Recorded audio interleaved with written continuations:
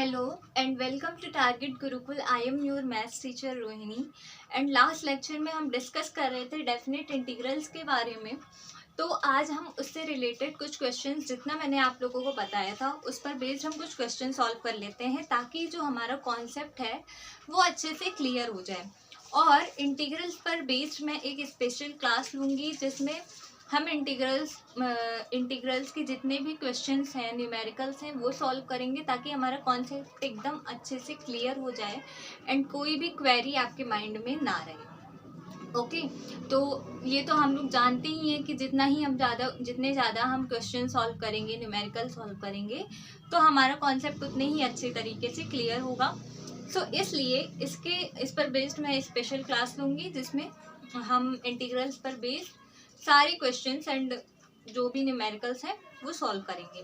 Okay तो कुछ लोगों को लग रहा होगा कि इंटीग्रल्स बहुत ही कॉम्प्लिकेटेड चैप्टर है, बट उतना नहीं है। अगर आप लोगों को बस कॉन्सेप्ट अच्छे से पता हो, फॉर्मूले अच्छे से पता हो, मेथड अच्छे से पता हो कि किस टाइप से करना है हमें क्वेश्चन सॉल्व, तो इंटीग्रल्स उतना टफ नहीं है। ओके तो यहाँ पे मैंने एग्जाम्पल ले रखा है I is equal to limit π/6 minus π/6 to plus π/6 x³ cos square x dx। ठीक है, ये है। अब यहाँ पे देखो लेट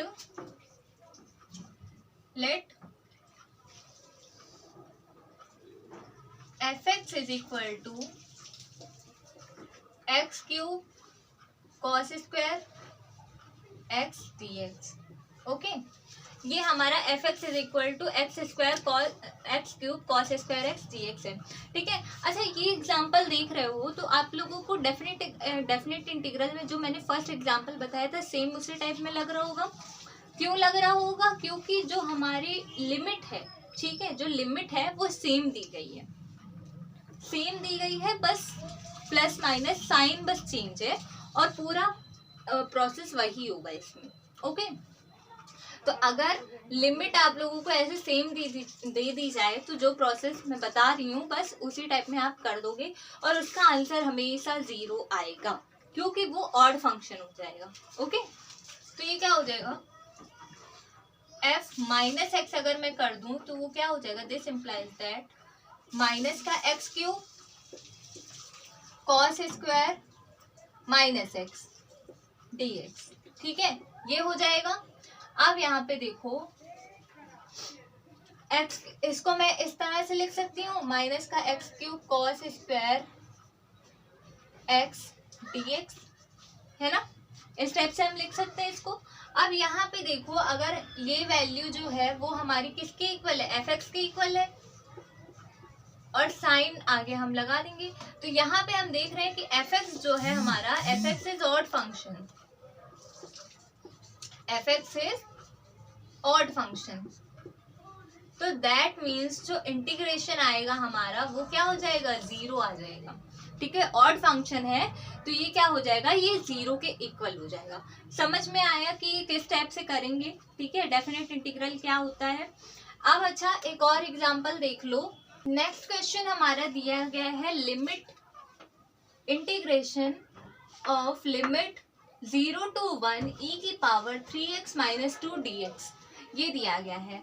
अब इसको हम किस टाइप से सॉल्व करेंगे, तो मैंने आप लोगों को एक चीज बताई थी जिसमें h is equal to b-a/n ऐसे कुछ बताया था मैंने। ठीक है, तो बस वही प्रोसेस हम इसमें करेंगे। लास्ट लेक्चर में अगर आप देखोगे तो जो मैंने सेकंड चीज बताई थी आप लोगों को, इंटीग्रेशन बाय सम, वही चीज करना है हमें।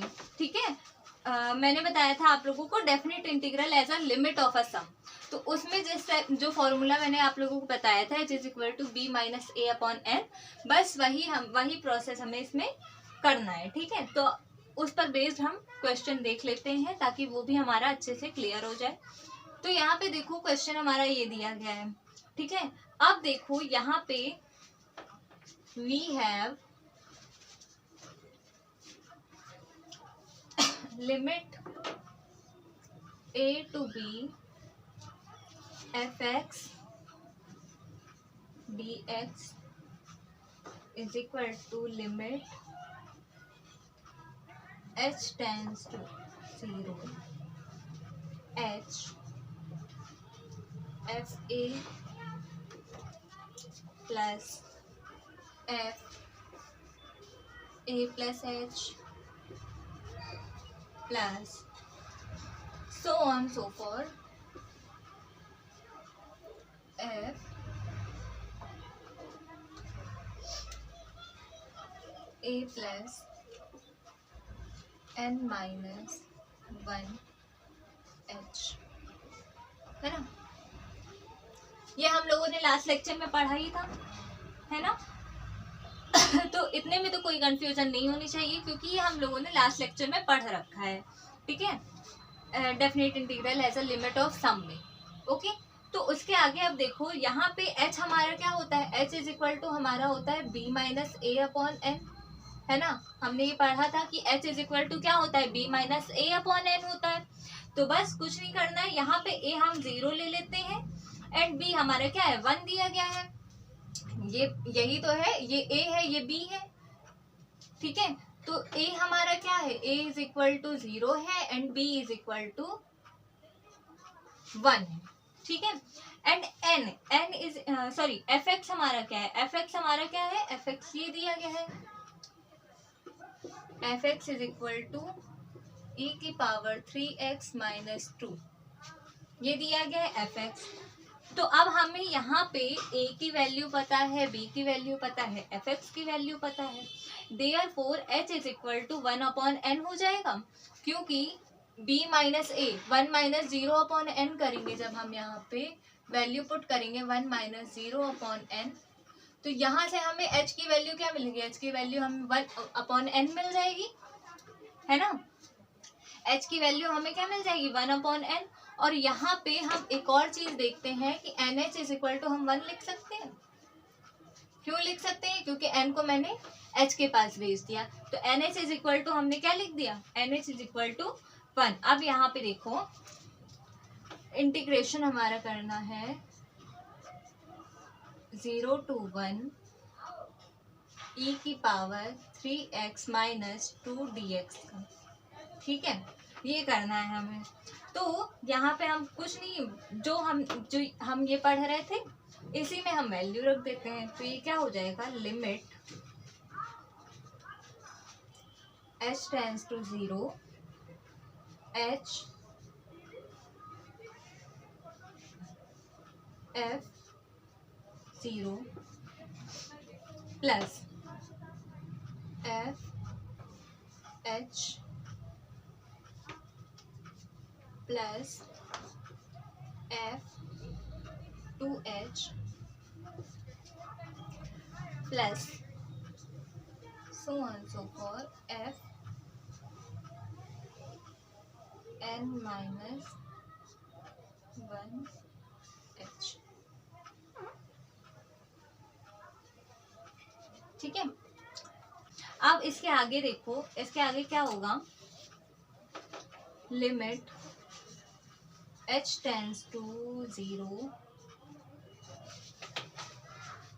f0 की वैल्यू क्या आ जाएगी, f0 की वैल्यू जब हम इसमें निकालेंगे तो f0 की वैल्यू हमें मिल जाएगी f, ठीक है, f0 की वैल्यू हमें मिल जाएगी e की पावर माइनस 2, है ना, e की पावर माइनस 2। क्यों e की पावर माइनस 2 होगी, क्योंकि x की जगह पे तो हम 0 पुट करेंगे ना, तो x की जगह पे जब हम 0 पुट करेंगे तो वहां से हमें e की पावर माइनस 2 यहाँ से मिल जाएगी, ठीक है। तो ये क्या हो जाएगा, e की पावर माइनस 2 प्लस, अब देखो अब यहाँ पे h हम पुट करेंगे x की जगह पे, तो वो क्या मिल जाएगा हमें, e की पावर 3h माइनस 2, है ना, प्लस f x की जगह पे अब हम 2h प्लस 2h पुट करेंगे, तो क्या हो जाएगा, e की पावर 6h माइनस 2 हो जाएगा, है ना, 3 2 जा 6, e की power 6h minus 2 plus so on so forth। अब देखो f n माइनस 1h दिया गया, अब यहाँ पे x की जगह पे हम क्या पुट करेंगे, x की जगह पे हम n-1 पुट करेंगे, तो ये क्या हो जाएगा e की पावर 3n-1 h-2, ठीक है, ये हमारा आ जाएगा। इतना तो समझ में आया, इतना प्रोसेस क्या है, ठीक है, क्या करना है इसमें, कुछ नहीं है, बस पहले तो एक ही जगह पे हम जो लिमिट, लोअर लिमिट हमारी दी गई है वो हम पुट कर देते हैं, तो वहाँ से हमें ये चीज़ मिल जाएगी।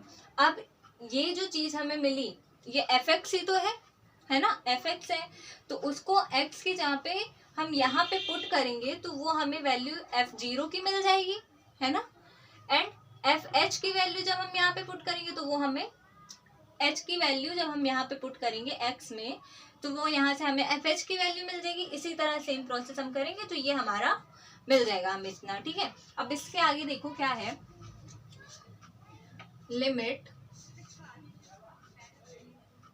h टेंड्स टू 0 h, अच्छा अगर मैं इसमें e-2 को कॉमन ले लूं, ठीक है, तो क्या होगा, e की पावर -2 को मैंने कॉमन ले लिया, तो यहाँ क्या बचा, यहाँ तो 1 बचा, प्लस यहाँ क्या बचा, e की पावर 3h, है ना, यहाँ पे क्या बचेगा, e की पावर 3h2 प्लस e की पावर 3h2, है ना, या तो इसको इस तरह से भी लिख सकते हैं कि e की पावर 6h, ठीक है, लिख सकते हैं, plus so on so for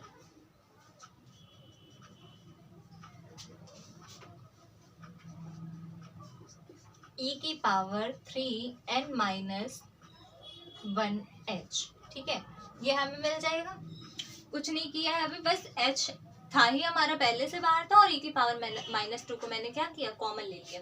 अब इसके आगे देखो, ये तो हमारा कॉमन हो गया। अब इसके आगे लिमिट h टेंड्स टू 0, ये हमारा बाहर ही रहेगा, h e की पावर -2, ठीक है, और यहाँ पे क्या हो जाएगा, यहाँ पे हो जाएगा e की पावर 3h n, e की पावर 3h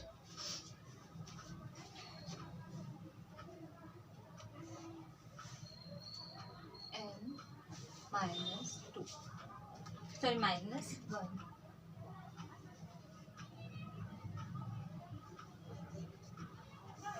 और इसके नीचे क्या आ जाएगा, नीचे आ जाएगा e की पावर 3h -1,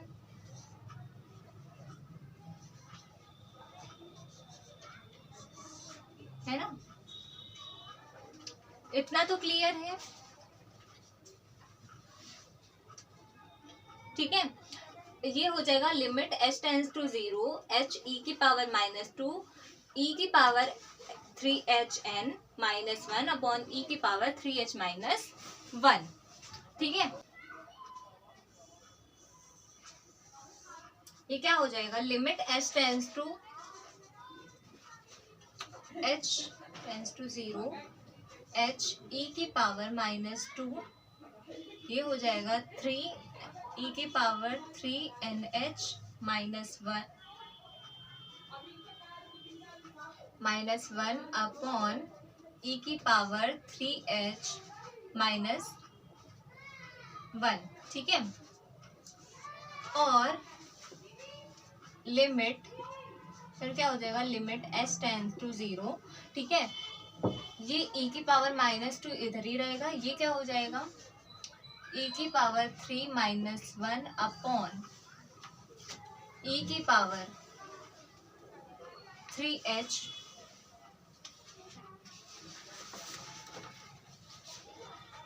e की पावर 3h -1/2h, ठीक है, ये हो जाएगा,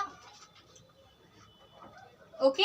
अब इसके आगे देखो, अब इसके आगे हम लिमिट हटा देंगे, लिमिट हटाएंगे तो हमारा क्या हो जाएगा, लिमिट हटाने पर e की पावर माइनस 2 ई की पावर 3 माइनस, और इधर 1/3 भी तो होगा, ठीक है, ई की पावर 3 माइनस 1 इंटू 1/3, ओके, ई की पावर -2 इंटू ई की पावर 3 माइनस 1 इंटू 1/3, तो ये हमारा क्या आ जाएगा 1/3 इंटू ई माइनस ई की पावर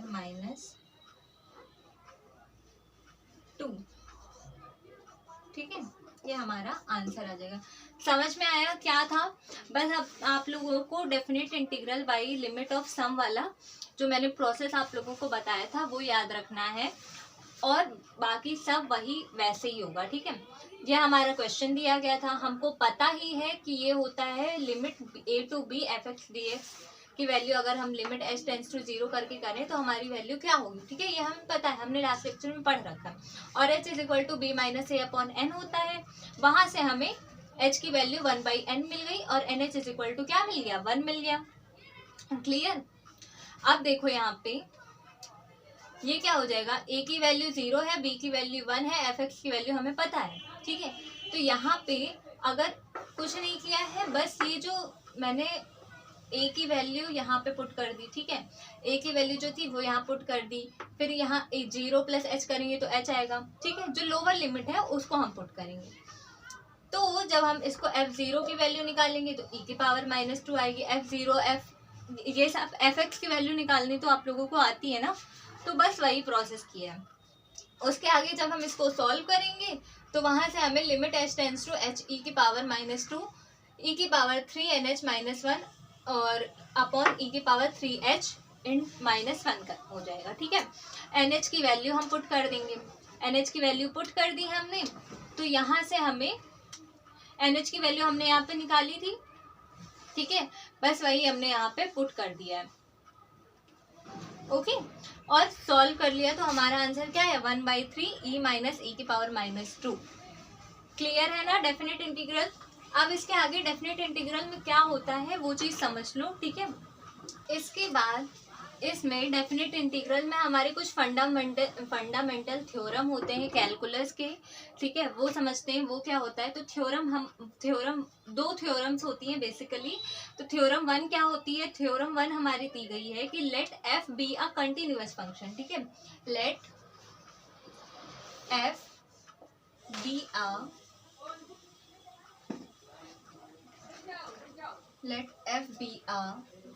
कंटिन्यूअस फंक्शन, ठीक है। f हमारा क्या है, f हमारा एक कंटिन्यूअस फंक्शन है defined on the closed interval, जो कि क्लोज्ड इंटरवल पर डिफाइंड है, defined on a closed interval, closed interval A b, ठीक है, क्लोज्ड इंटरवल ऐसे ही होगा ए बी, क्लियर।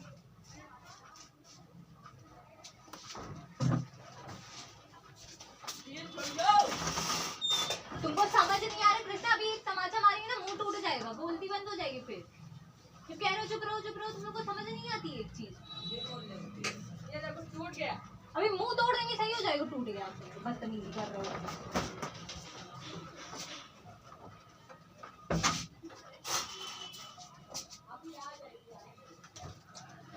तो यहाँ पे थ्योरम 1 हमारी क्या, इतना तो समझ में आया ना, क्या है थ्योरम 1, क्या है, f हमारा क्या है कंटिन्यूअस फंक्शन है जो कि क्लोज इंटरवल ए बी पर डिफाइंड है, clear, close interval A B पर डिफाइंड है, एंड ax जो है, and ax be the area of function, ax हमारा है क्या है, ax हमारा एरिया ऑफ फंक्शन है, ठीक है।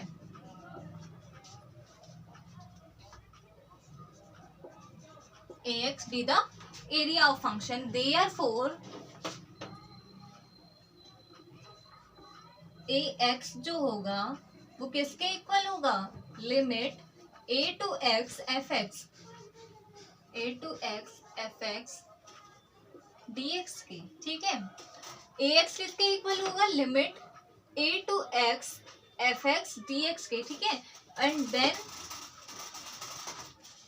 ए dash x is equal to F x होगा, वेयर एक्स जो होगा वो बिलोंग करेगा a close interval A b में, ठीक है।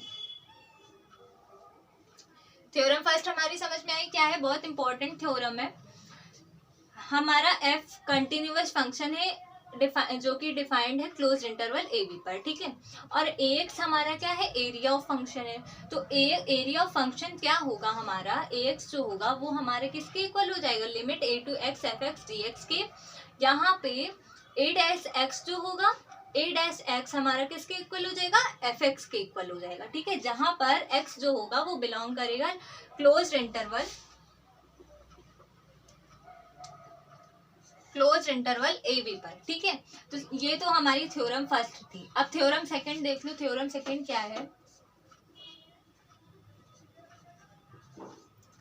थ्योरम सेकंड क्या है कि लेट, वही चीज है यहाँ पे, लेट एफ हमारा एक कंटिन्यूअस फंक्शन है, ठीक है। F be a continuous function defined on a closed interval A b, ठीक है। एंड यहाँ पे एफ हमारा क्या है, एफ हमारा एंटी डेरिवेटिव है, f be an anti derivative of f, ठीक है। एफ हमारा क्या है, एफ हमारा एंटी डेरिवेटिव है एफ का, स्मॉल एफ का।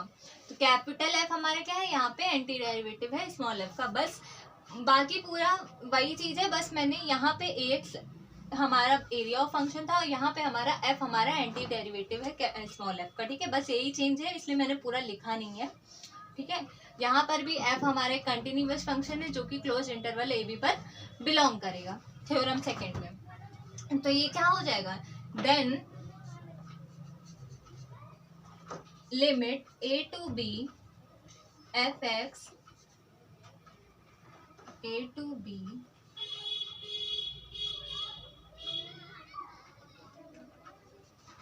F x D x is equal to क्या हो जाएगा, f x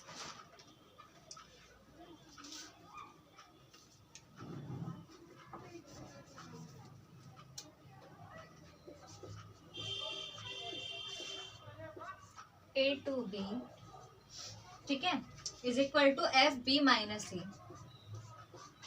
F B minus f a, ये होगा। ये दोनों ही थ्योरम बहुत इंपॉर्टेंट थ्योरम है, इनसे हम क्वेश्चन सॉल्व करेंगे, ठीक है। जो लिमिट हमारी, जैसे यहाँ पे 1 और 2 दे दिया जाए, ठीक है, तो हमारा जो एंटी डेरिवेटिव आएगा एफ एक्स का, ठीक है, और यहाँ पे 1 और 2, ठीक है।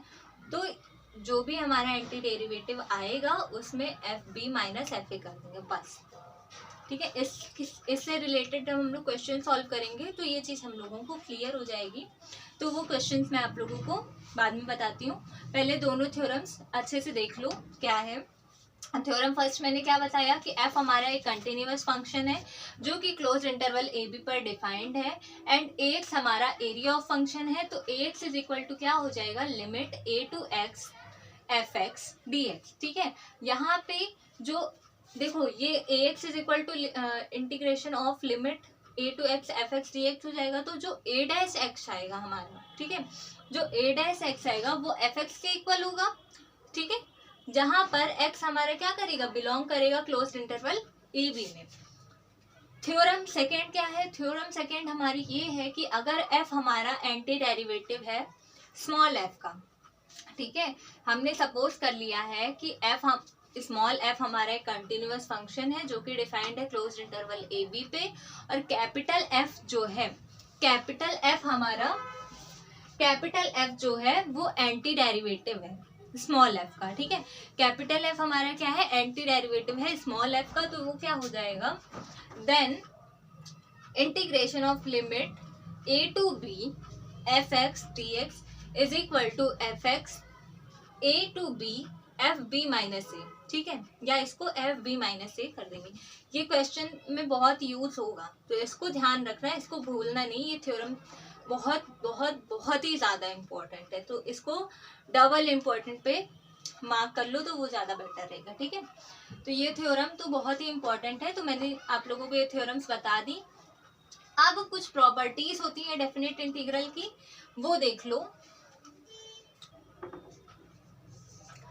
देखो, डेफिनेट इंटीग्रल की कुछ प्रॉपर्टीज होती हैं, जैसे कि हम इंडेफिनेट इंटीग्रल में भी प्रॉपर्टीज पढ़ रहे थे। उससे पहले जब हमने डिफरेंशिएशन पढ़ा था, तो डिफरेंशिएशन भी मैंने कुछ फॉर्मूले बताए थे जो कि डिफरेंशिएशन की प्रॉपर्टीज ही थी, उससे ही हम क्वेश्चन सॉल्व करते थे, है ना। तो वही चीज है, प्रॉपर्टीज जो मैं बताऊंगी वो समझ लो एक टाइप के फॉर्मूले ही हैं जिनसे हम क्वेश्चन सॉल्व करेंगे, ठीक है। तो यहाँ पे फर्स्ट प्रॉपर्टी हमारी दी गई है, limit A to B F x D x is equal to limit A to B f t d t, ठीक है। ये हमारी फर्स्ट प्रॉपर्टी है कि अगर limit A to B F x D x दिया गया है तो हम इसको limit A to B f t d t भी लिख सकते हैं, ठीक है। सेकेंड प्रॉपर्टी इज कि limit A to B F x D x is equal to minus A इधर होगा बी इधर होगा F x D X. Next property हमारी ये है कि अगर limit A to B F x D X है, ठीक है, और अगर हमें लिमिट चेंज करनी है, मतलब जो नीचे वाली लिमिट है उसको हमें अपर लिमिट में भेजना है और जो अपर लिमिट है उसे हमें लोअर लिमिट में चेंज करना है। तो उसके लिए हम क्या करेंगे, उसके लिए हम माइनस लगा देंगे। तो यहाँ पे लोअर लिमिट हमारी क्या हो गई, बी हो गई, और अपर लिमिट क्या हो गया, ए हो गया, एफ एक्स डी एक्स, ठीक है। नेक्स्ट प्रॉपर्टी हमारी क्या है, limit A to a f x D x is equal to zero, ठीक है, ये जीरो के इक्वल हो जाएगा। तो अगर हमारा limit A to a f x D x दिया गया है तो वो क्या होगा, वो जीरो के इक्वल हो जाएगा, ठीक है। नेक्स्ट प्रॉपर्टी हमारी क्या है, नेक्स्ट प्रॉपर्टी है limit A to B F x D x is equal to limit A to c f x D x plus limit c to a f x D x, ठीक है। अगर यहाँ पे सी क्या होगा, सी जो होगा वो ए से बड़ा और बी से छोटा होगा, ठीक है, नहीं, हाँ, ए से बड़ा होगा और बी से क्या होगा, छोटा होगा, मतलब बीच में लाई करेगा। तो अगर हमारा ये दिया गया है limit A to B F x D x, तो हम इसको स्टेप से भी लिख सकते हैं कि limit A to c f x D x plus limit c to a f x D x, ठीक है। यहाँ पे सी मैंने बताया, मान लो यहाँ पे 2 ले लूँ, यहाँ पे 4 ले लूँ, तो 2 और 4 के बीच का फंक्शन क्या हो गया, 3 हो गया। तो यहाँ पे सी की जगह पे मैं क्या लिखूंगी, 3 लिखूंगी, ठीक है। समझ में आई ये चीज। नेक्स्ट प्रॉपर्टी देखो, नेक्स्ट प्रॉपर्टी है हमारी limit A to B F x D x is equal to limit A to B f a plus b minus x D x, ठीक है। नेक्स्ट प्रॉपर्टी हमारी क्या है कि अगर हमारा लोअर लिमिट ए है, अपर लिमिट बी है, एफ एक्स डी एक्स दिया गया है, ठीक है, तो इसको हम किस टाइप से लिख सकते हैं, limit A to B f a plus b, यानी ए हमारी लोअर लिमिट जो होगी, बी हमारी अपर लिमिट जो होगी, उसमें से हम एक्स माइनस कर देंगे, ठीक है। ये हमारी फिफ्थ प्रॉपर्टी हो गई। सिक्स्थ प्रॉपर्टी क्या है? सिक्स्थ प्रॉपर्टी हमारी limit 0 to a fx dx is equal to limit 0 to a f a minus x dx। अगर 0 to a दिया गया है लिमिट, ठीक है, तो हम इसको क्या लिख सकते हैं? स्टेप में हम इसको सॉल्व करेंगे कि limit a to 0 to a f upper limit minus x, ठीक है, अपर लिमिट हमारी क्या है? a है। या अगर 0 to 3 दे दिया जाए तो 3 माइनस एक्स करेंगे, a की जगह पे 4 दे दिया जाए तो 4 माइनस एक्स करेंगे, ठीक है, बस वही चीज है। सेवेंथ प्रॉपर्टी हमारी क्या है? सेवेंथ प्रॉपर्टी है हमारी limit 0 to 2a fx dx। Limit 0 to 2a fx dx अगर हमारा दिया गया है तो इसको हम किस तरह से करेंगे? ये हो जाएगा हमारा limit 0 to a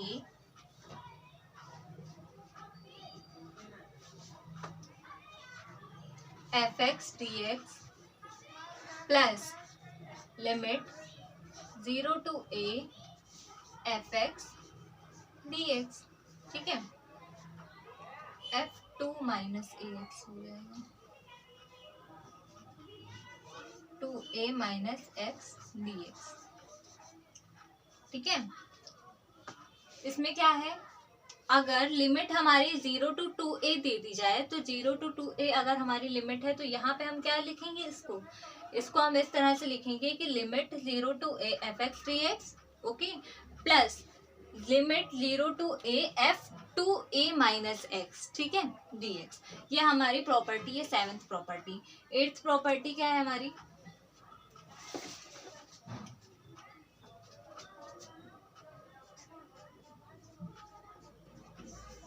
eighth property है कि अगर limit 0 to 2a fx dx दिया गया है, मतलब इसी का आगे का पार्ट है, ठीक है, इसमें भी 0 to 2a fx dx था, इसमें भी 0 to 2a fx dx है, ठीक है। तो इसको हम किस तरह से लिख सकते हैं? इसको हम लिख सकते हैं 2a to integration of 0 to a fx dx, ठीक है, और 0, और यहाँ पे ये क्या हो जाएगा? ये if 2a minus x is equal to क्या है? fx है, और ये क्या हो जाएगा? if 2a माइनस एक्स हमारा क्या है? माइनस का fx है, ओके। ये हमारी एट्थ प्रॉपर्टी है कि अगर limit 0 to 2a fx dx दिया गया है तो वो किसके इक्वल हो जाएगा? ये हमारा 2 limit 0 to a fx dx होगा कब? जब 2a माइनस एक्स हमारा किसके इक्वल है? fx के इक्वल है, एंड 0 होगा जब 2a माइनस एक्स हमारा किसके इक्वल है? माइनस fx के इक्वल है। तो अगर माइनस fx के इक्वल होगा तो या माइनस fx एक हमारा 2a माइनस एक्स होगा तो वो हमारा क्या हो जाएगा? 0 हो जाएगा, एंड अगर प्लस में है तो ये हो जाएगा, ओके। अब नाइन्थ प्रॉपर्टी हमारी जो कि लास्ट प्रॉपर्टी है वो क्या है? Limit minus a to plus a fx dx is equal to, इसको मैं यहाँ पे लिख देती हूँ, ये क्या हो जाएगा? 2 integration of 0 to a fx dx। यहाँ पे if fx जो होगा f माइनस एक्स जो होगा वो इक्वल होगा fx के,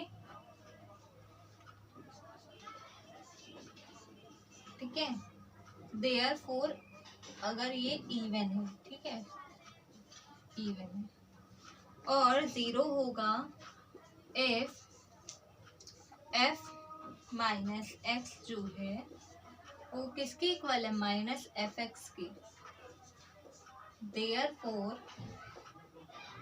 ऑड, ठीक है, ये क्या होगा, ऑड होगा। 9th प्रॉपर्टी हमारी क्या है कि अगर हमारी limit minus a to a f x दिया गया है, ठीक है, तो वो क्या हो जाएगा, देखो 0 कब होगा, जब f minus x is equal to होगा माइनस एफ एक्स का, जो कि अभी हम लोग क्वेश्चन सॉल्व कर रहे थे तो उसमें मैंने आप लोगों को बताया था, ठीक है।